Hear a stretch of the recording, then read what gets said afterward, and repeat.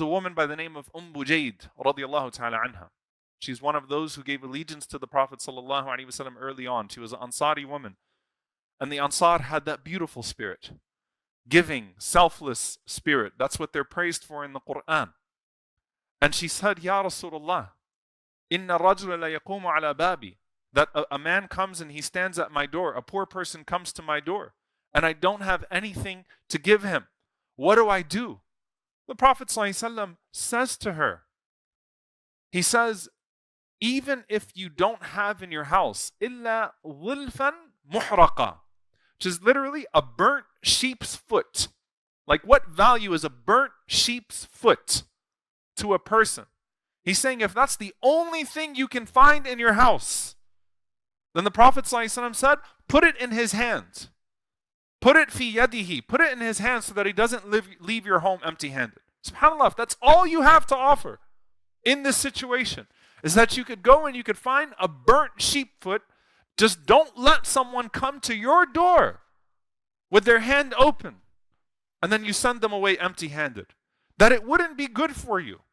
That is the prophetic ethic. How much we can act upon it, that's a different story. Now, what does this have to do with the moment that we're in right now, where things become so distant, things become so digital, things become so extra? We are inundated with imagery of tragedy all the time. And sometimes we don't know how to interact with it anymore. And subhanAllah, I was heartbroken at the idea of a Sudan. All eyes on Sudan. It was a hashtag.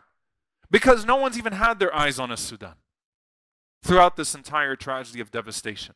When people have to say, look at us, look at what we're going through, then that shows you the devastation in the world today. When you open up your feed on social media and you see another Palestinian's child blowing off or in pieces, it's not normal. We've seen more people in pieces in the last year than we've probably seen in our entire lives, unless we lived in a war zone. And you're trying to audition dead Palestinians for the empathy of heartless people in the West to say, look at this, you hypocrites. Look at this. This is your money. These are your weapons. This is your policy. Look, look, look. And eventually it gets exhausting. And you don't know what to do with that anymore. At this point now, what do I do when I'm inundated with these images? And at this point, I'm just shut off. I can't even look anymore. I just scroll quicker. Because when I see it, it breaks me. I can't look at the video. I can't look at the picture. I don't know if I want to share it. I don't know if I want to see it. At that point, dear brothers and sisters, and this is where I want to bring this to, I want to first and foremost remind you. First and foremost, it doesn't matter how much you stare. What matters is how much you care. You're not sinful for the amount of minutes or hours that you spend watching that stuff. You're sinful for neglect.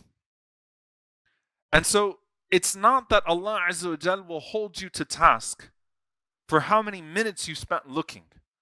Because just like if one ayah of the Quran passes you by, and you stop and you read that ayah of the Quran and you deeply reflect on it and you make dua for that ayah of the Quran, if you come across just one of those images, one of those stories, and you stop and you make dua, you have the name of that person, you put your phone to the side, you put your computer away, and you make dua, and you exert that brokenness and emotion into a sincere supplication with Allah subhanahu wa ta'ala. And if the name of that person was mentioned, you mention that person's name in your dua, and you connect to that person just like you would have gotten the news if your own son or daughter just died. Then that is far more beloved to Allah subhanahu wa ta'ala than. You're not tasked for that. You don't have to do that part. And I'm not saying neglect it altogether, nor am I inviting selfishness.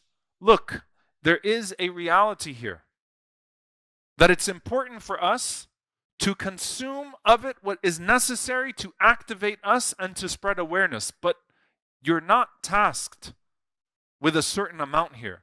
You're tasked with how much you care. You're tasked with how much you do. You're tasked with how much you allow that to activate you in a certain way. And if it shuts you off at some point, that's not where Allah subhanahu wa ta'ala's barrier is. It's not where the threshold is met. But don't neglect it altogether.